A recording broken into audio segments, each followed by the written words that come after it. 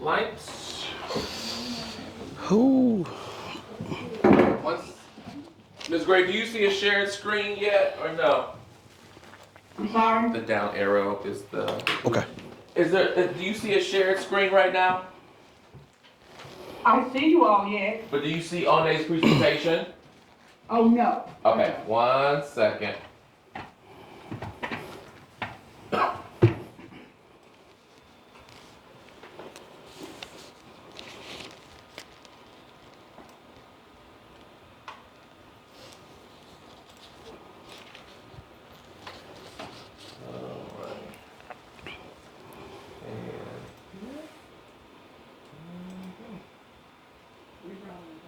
How about now?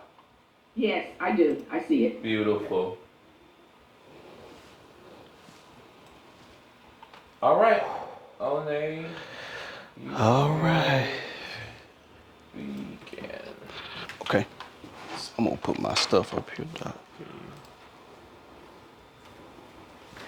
I'm gonna put just this up here.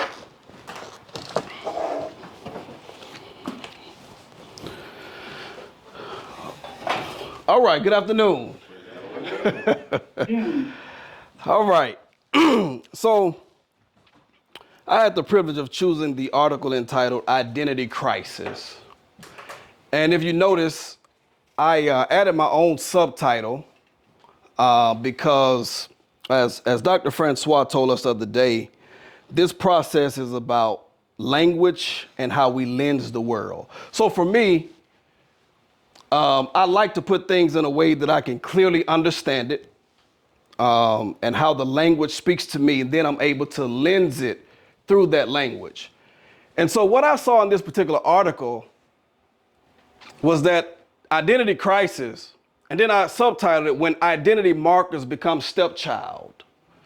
Now growing up, of course, in the African-American community, one of our colloquialisms is, I'm being treated like a stepchild. Right? Sometimes people will go farther than that and say, like a redhead stepchild, right? And all they're saying is that I'm not being treated fairly. There's something about my identity marker that is not being seen. There's something about me that is not being heard when I talk. There's something about me that is just clearly not showing up the way that you're expecting it to show up. So let's take a look at the main agenda of this article, written by a guy named Darren Hutchinson, who's a law professor. And what he does is he uses a real life case study from the Human Rights Campaign of 1998 to make the case that intersectionality is essential. But there is an identity crisis in this intersectionality, right? And what he does is he takes a study from the Human Rights Campaign, which was an organization that would promote candidates for certain Senate seats. But in order for you to be put into this Senate seat, in order for them to promote you, you had to be a person that was in favor of LGBTQ rights. That was the only real qualification. But what he began to notice was that the guy that they put up, he was for and affirming of LGBTQ rights, but he missed all the other intersections. He was not for black people. He was not really even for poor people. Even in him being for LGBTQ persons, they still had to be upper class white male. And so Darren Hutchinson began to say there is an identity crisis. Then he talks about essentialist politics, which he defines as gay and lesbian politics being representative of, as I just said, white upper class male. Then he talks a little bit about multidimensionality, which he defines as various forms of identity and oppression as inextricably intertwined. So let's look at this. Identity markers as stepchild. What does it mean to have one part of your identity affirmed while the other part of you is ignored and made the stepchild? Because remember, they're affirming the LGBTQ part, but he's not affirming of people of color, of poor people. And so he's affirming one part while operating in intersectional invisibility on the other part. or what I would like to call selective blindfolding. That I can see one part of you, but then I put on a selective blindfold that blinds me from the other part of you. So Hutchinson posits that the HRC required gay men of color and lesbians of all races to silence central parts of their identities in order to embrace a narrowly defined gay and white equality, which was represented as white, upper class, and male. So here's what I wanted to do. I wanted to put this article into conversation about when identity markers become stepchild. And so what I wanted to do was put Hutchinson in conversation with Black Lives Matter. Because if you remember when the video we had to watch, Patricia Hills Collins, she gave a big shout out to Black Lives Matter. And I agreed with her. I mean, I marched with Black Lives Matter in Ferguson, Missouri, in Atlanta, Georgia. And so I definitely affirm them and agree on what it is that they're trying to do. So I wanted to put these two things into conversation with each other to show how he's talking about intersectional invisibility and what we see happening with Black Lives Matter.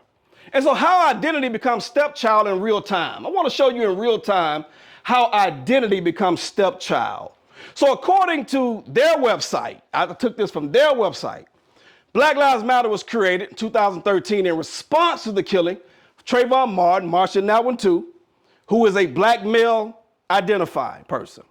Later, Mike Brown, Eric Garner, George Floyd, Ahmaud Arbery, all black male identified.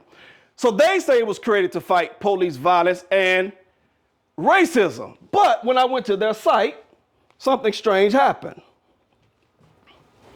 And I wanted to show you how even persons of color can treat identity markers as stepchild. So I said, let me go to their site, organization created to fight for black men against police brutality.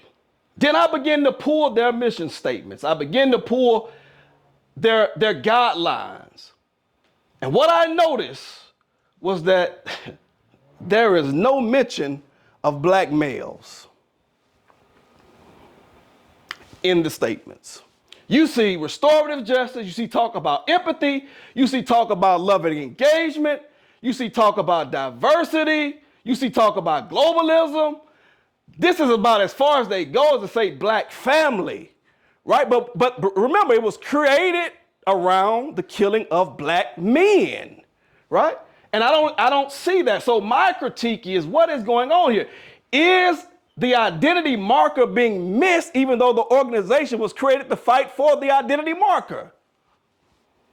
Queer affirming, we see that. Trans affirming, collective value, intergenerational. Once again, you see black family, but still no black man mentioned. Black villages, right, which try to get away from what they call the nuclear family structure, unapologetically black, and then black even have a title called black women, but still no black man title.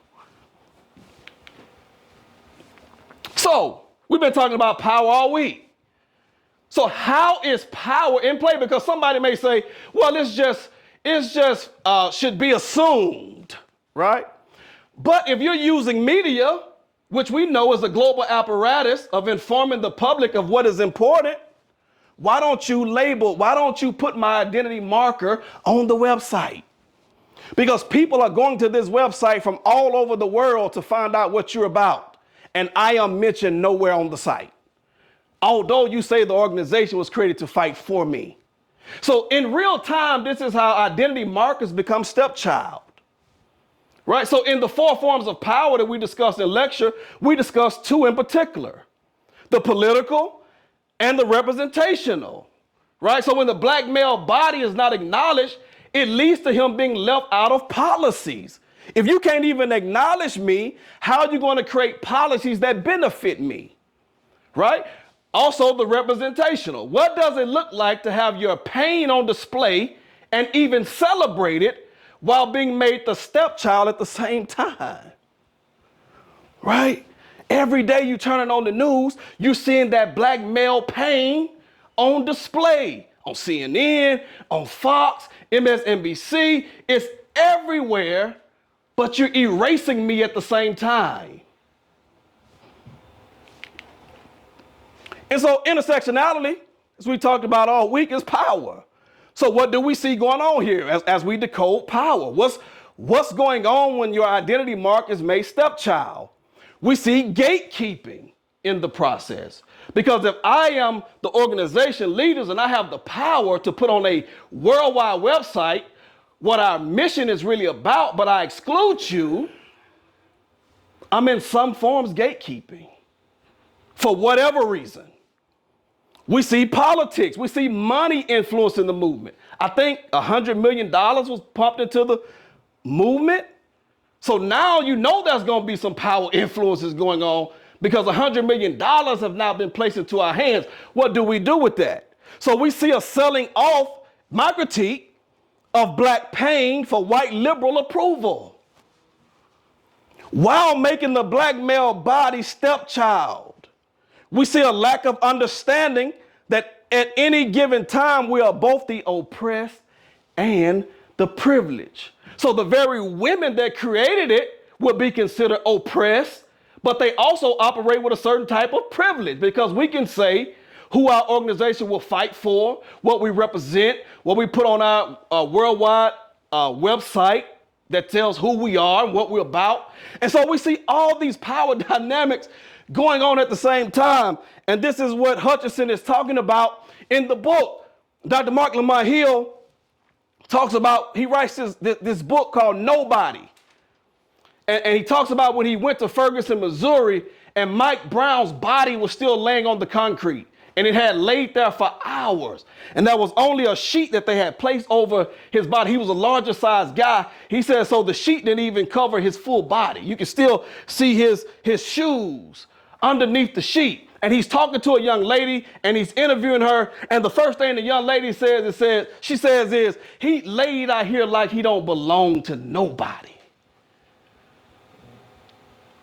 Like he is nobody. And what I wanted to show and put the article in conversation with Black Lives Matter is, what does it look like when your very intersection become your identity marker seems to become nobody? While your very pain and death is being used to spark the movement. 30 seconds. Okay, but you're still being yet made nobody in the process. So in summary, Hutchinson posits that multidimensionality is acknowledgement that and recognition that various forms of identity and oppression are intertwined. He says this, you can't just look at one marker, it is multidimensional. There will always be an identity crisis when we do not take seriously the work of intersectionality and the power that lies under the surface. And lastly, we must all learn to not treat identities as stepchild. This is achieved by allowing people to be their full self unapologetically. Thank you. Clarifying questions? Did I understand you when you said the only real criteria to the human rights campaign was to be in favor of LGBTQ? And because he didn't identify with the other markers, Chuck Schumer ended up winning, who's still senator today. Yeah. From New York. I have a question. Yeah. You said the founders of the Black Lives Matter movement. They are oppressed but privileged. So how do you see them being privileged? They're oppressed. Because they're still black women. Yeah. They would, when I say oppressed, meaning their identity markers as being black women, and I think 2 of them are LGBTQ, right? So some would say they are oppressed in that sense, but I say they are privileged in the sense that you have created a worldwide organization that has power. I'm talking about people actually beginning to change policies because of the organization that you created. That's power. And so even the oppressed person, when put in that privileged position, can now begin to use that to gatekeep. Yeah. Clarifying question. Yes, sir. On that. You said Hutchinson is about multidimensionality, but he doesn't want to acknowledge a certain race. No. He was saying that the HRC, Got it. he's writing about the human rights campaign. And he says that those particular people are for LGBTQ rights, right? And you have to follow that guideline in order for them to promote you as a candidate for the Senate seat. But what they noticed was, a guy name is D'Amato. I think that's how you say it. What they noticed was that, yeah, he checked all the boxes for LGBTQ, but he didn't check the box for other identity markers. And they had a problem with that. So they began to say, hey, how can we promote this guy to this Senate seat and he doesn't check the other boxes? But they went ahead and promoted him anyway, and he ended up losing to Chuck Schumer, who is now still senator to this day. Question. Yeah. Could you go back a few slides, please, sir? I think when you were talking about political. So go back to that slide. No, I'm not sure I'm saying it. I may need to, okay. I may need to go.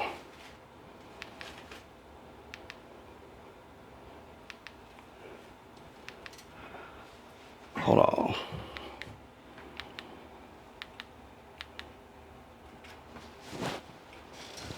Okay, more or less. All right, so my question is, did I hear you understand correctly when you shared that Black Lives Matter, BLM, got an influx of money of $100 million? Mm-hmm.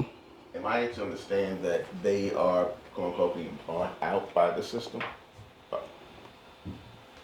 That's my critique, especially when you look at who the money comes from, a white male.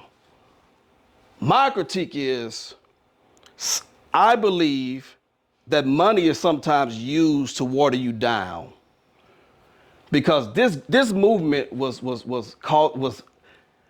to me, I hadn't seen one stronger than it for our generation. We've always heard about civil rights movement, all this, but for me, Black Lives Matter was our civil rights protest and movement. And when you pump that much money into it, which money always comes with certain guidelines. You're not just gonna do what you wanna do and I give you $100 million. It just don't work that way. That's power in play, right? And so now you see two other founders have left, they doing something else. Now the split happens. Now you got one of them, they saying has misappropriated funds, bought houses and all this other stuff, right? So money can water down grassroots movements, in my opinion, if you're not careful. Probing. Turn to probing. Okay, what Yeah. sort of impact do you think the omission or the erasure of in the website of Black men not being listed, what kind of impact do you think that made in continued participation in future movements? Oh, I think it had a big impact because I remember this conversation. I remember there being conversation around why are Black men not being mentioned, and some of it was still rooted in patriarchy, of course, right? There was some bias in there. But I do remember the conversations of why are Black men not even mentioned, right? And I just showed you 13 different of I went to their site and I gave you that 13 points. No mention of Black men. That's not her question. Right. She's asked you a very different question.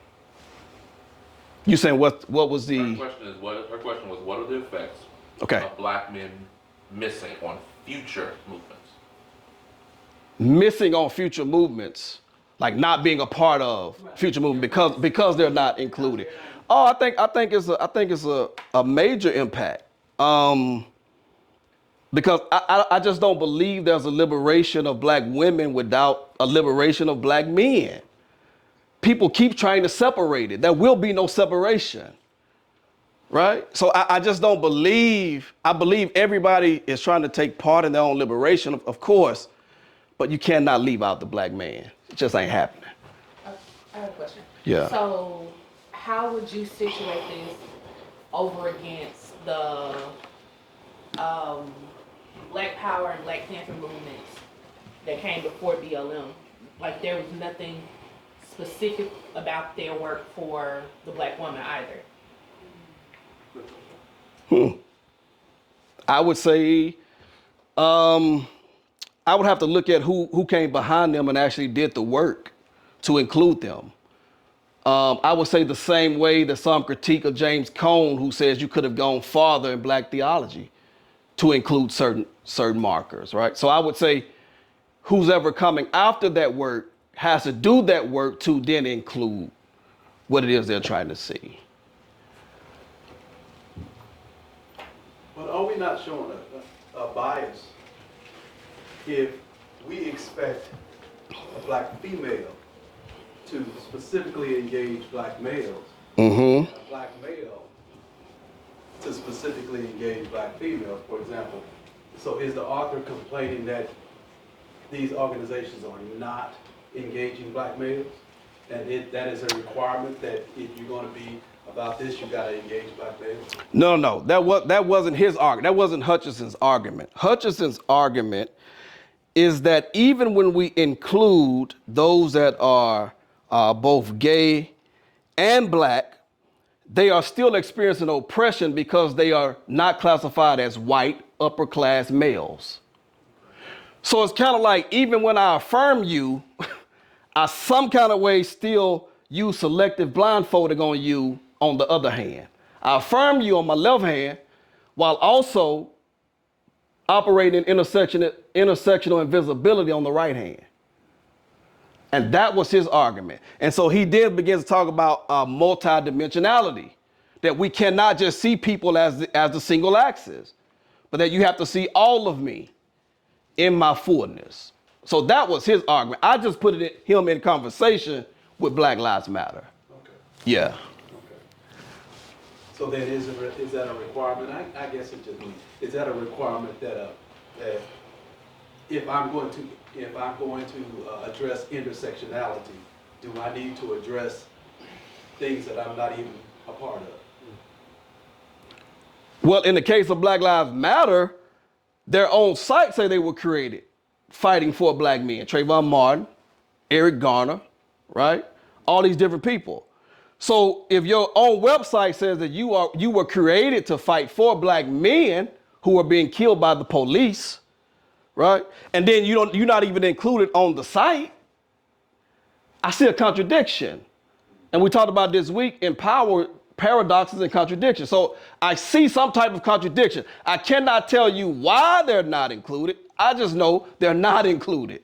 And to me, I have to critique that. I see something ain't right there. Why do you hold a critique against 3 women for not having their marketing department put a black man on, but you completely circumvented that critique against the Black Panther Party by saying, well, whoever comes after them just has to do that work? Why don't 3 black women get the same grace of, well, whoever comes after them just needs to correct that? You held one critique for one, you changed the criteria for because that's why I mentioned that people had started having the conversation about why the men were not included. That's not my question. You circumvented responsibility Okay. for one group, Okay.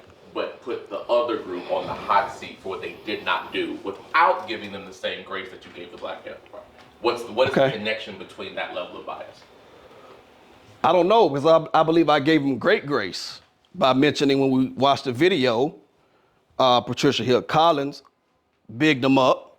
Then I also said, I've marched in 3 of their marches, so I'm giving them big ups all the time. But that does not mean I can't critique them on one thing. That's what I'm saying. So I can roll with you on some things, but I just saw a critique in that particular thing. And for me, it's big. Right? Because you're using their death and their pain in media while excluding them. To me, that's a huge problem. Placing this in a power framework, what's the difference between representational power, which is what you're arguing for, and the kind of structural power that Black Lives Matter actually engages in? Black Lives Matter, as a global network, fights for black men. The work they actually do on the ground fights for black men. How do you compare the actual work they do on the ground with the symbol of a website? Are those things commensurate? And if they aren't, is your level of analysis actually legitimate? Well, a website is power. A website does not just stand alone. It's representation? Right. And so if you're going to represent me and you create a apparatus that goes globally, we're not just talking about United States. We're talking about people going to their website from all over the world. Sure. And so we're going to be going to see, and then I saw something about 82% of white America disagreeing with Black Lives Matter. Of course, you would disagree, right? But that tells me that people are going to the website to see what it's really about. Now, it's almost like if I go to a. But I'm asking you to hold two things in tension and wrestle with that tension. Okay. The work that they actually do on the ground, the structural power that the organization has. Yeah. They work on behalf of black men. Yes, sir.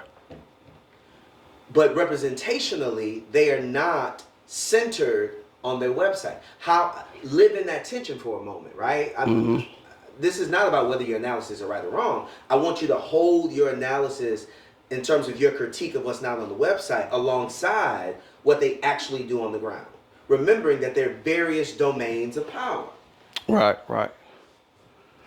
On one hand, we could argue they use their structural power to raise issues for black men who are killed in real life. But on the other hand, they don't use their representational power to center the experiences of black men on a website. What does that tension mean for your analysis? That's a probing question. Oh, yeah. Well, that tension means for me that there is some type of, there could be some type of underlying reason or something going on there. I'm not in the meeting, so I cannot say. But something is, the reason I put them in conversation is I see something that's off. And that's what I'm saying. But I'm not in the meeting, so I'm not privy to what those actual table conversations but you know are. when they march. You march with them. You know where they march. Yeah, but that's whom they march. Yeah, but when you march, you show up, you get a sign, and you walk. I'm not in the boardroom where they're actually sitting around and coming up with, why aren't black men on our site? I don't know. But I'm saying as an observer, I see something wrong with that. No, I get that. I get that. You're telling me your critique of them. Yeah. But I want you to hold your critique alongside the work that they actually do in the real world, which is another.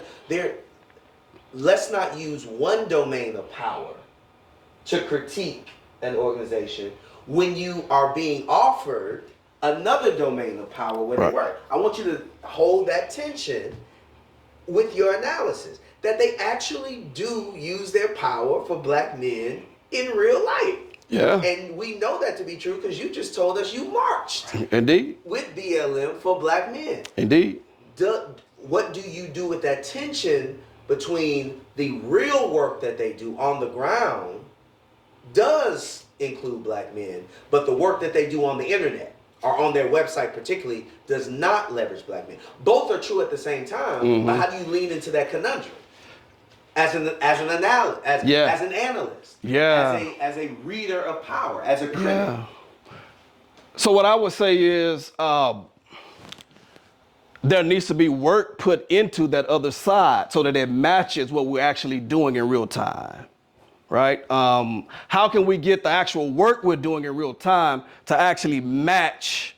Because there are some people that would never get out in March. They would never come close to a Black Lives Matter protester. But I can go to your site and at least read about what your mission statement is and what you're about. And so I would say these things need to become congruent some type of way. And what I'm really saying, I got to keep going back to the critique. Why aren't they congruent? If I'm doing the real work. But that's not. I think that's not Dr. Francois' question. B. I know that wasn't his question. The loaded complexity of the argument that you're making. Yes, sir. It demands you putting multiple forms of power in conversation. Yeah. Because there's so many ways to push back. There's Dr. Francois' point about structural. There's linguistic power work, in that they do happen to say queer bodies, disabled bodies, women, and folks along the entire gender spectrum, which in fact includes men. They do happen to show men. The HBCU ambassador page, their watermarks, men all over the place.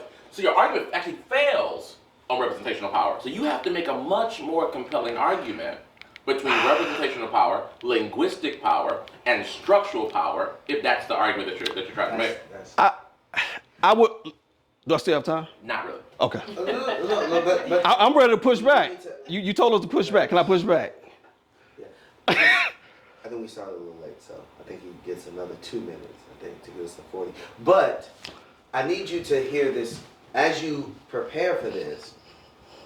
As an intersectional theologian, we talked about what does it mean to redistribute power, because justice, egalitarian justice, where we started in my frame yesterday, is about what do we give to those who've been historically denied, and what do we give to, and what do we expect those who've been historically centered to give up?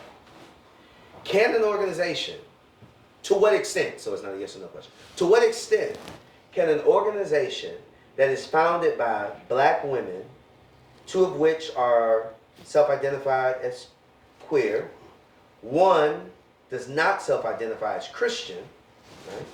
People who live outside of the boundary lines of American normative centers and power, create an organization where they still work on behalf of black men without needing to center black men in their 12 points of focus, because they understand black men to benefit from male privilege. What if part of their critique is black men need to figure out how to give up some of their privilege on behalf of black queer folk, black women, black children? Could be. What do you mean? What do you do with that critique as somebody who is raising the stepchild argument about black men? Well, because what you haven't interrogated, okay, and you all should push him. Push what me. he has not interrogated is the privilege of black men. And how we know more black men who've been killed by police than we know black queer folk who've been killed by police, black women who've been killed by police. We can probably name all the black women. Sandra Bland, Rakia Boyd, Breonna Taylor. We can run the list on black men who've been killed and got media attention. To what extent do you say an organization founded by women like this have a right to fight for black men while also decentering the narrative for black men? They certainly have the right. I'll give you that. I still find a paradox. I still find a contradiction. I mentioned earlier that some of the arguments for why they're not included got some patriarchy in that, some bias in that. But I don't know. How might sexism be at work within you and your I was analysis? just getting ready to ask how much of Well, I knew it was coming. I knew it was coming to that. Who's that coming? I knew that's what it was coming to. It's not really about that. But it's not really about that. Hear his question not as a critique of you as sexist. Hear the question as the same question we asked of everyone else. To what extent is your social location as a male showing up? Yeah. That's not a critique of you as much as is the ongoing critique of maleness that we've been engaged in. So you should have expected it because we have to critique maleness in this class. I mentioned Don't expect it because I mentioned it. No, somebody thinks you're a sexist. No, I mentioned it in the presentation though.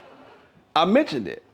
I said I believe that some of the articles that were written dealt with patriarchy. No. And that and I felt your that social location. melanin. How Your is melanin. your sexism potentially coloring the way you are holding a standard around the nuance of representational and structural power? Could be because I'm always looking through the lens that I know my social location. right? I stand in that, being a black male. So I want to see representation of people that look like me, not just on the grounds, but if I go to your site, also mention that, right? And I'm not asking you to do anything that's far-fetched. I mean, you took time to really take a deep dive into all of these, right? Even giving a section to black women.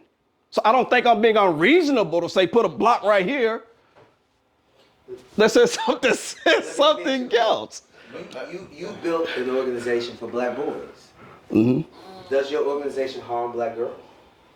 Does Just it? because it's not your focus. Just because black girls are not your focus, black boys are.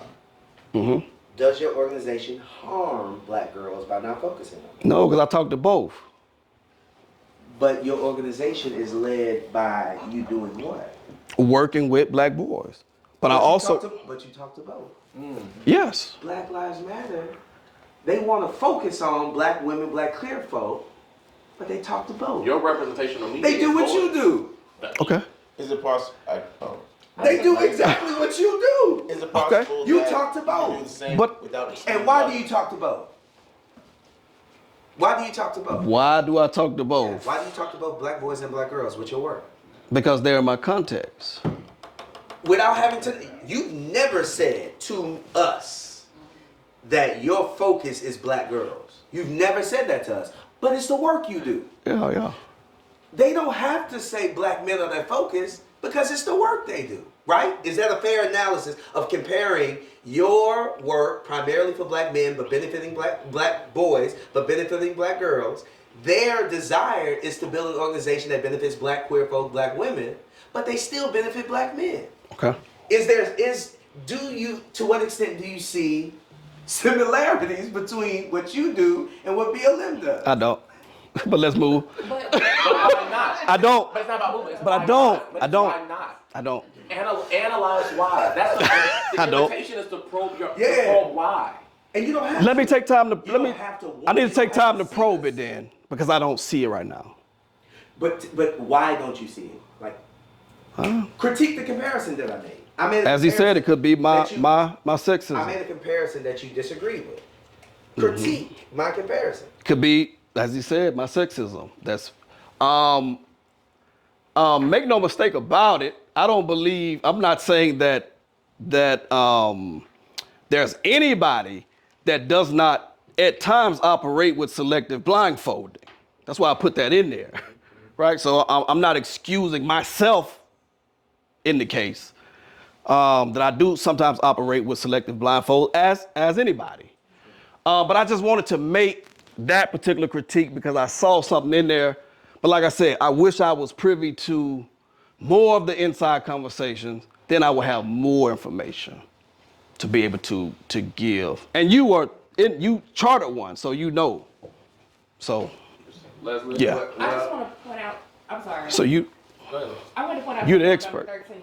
If you read number 13, it talks specifically about them recognizing the ways that patriarchy shows up so consistently, work to maintain a space free from sexism and misogyny, and actively disrupting patriarchal culture. So I think that kind of answers the question, and not only that, even to what Dr. Francois said, yes, they list out these 13 points that are important to them, that they're working for, but the main work that BLM is known for is working for black men. So if the main thing that they're working for is black men, I don't think that it has to be stated, because again, if the goal is to disrupt patriarchal culture, why would I keep mentioning the things that I'm trying to disrupt? And then when you stack that on top of that, you still never actually answered the question of why do Black Panthers get grace for never mentioning black women, but we want so much from BLM when all they primarily do is focus on black men. So I think it's it's still not, it's Incongruent. yeah, very. Thank you. okay? All right. Thank y'all. Done.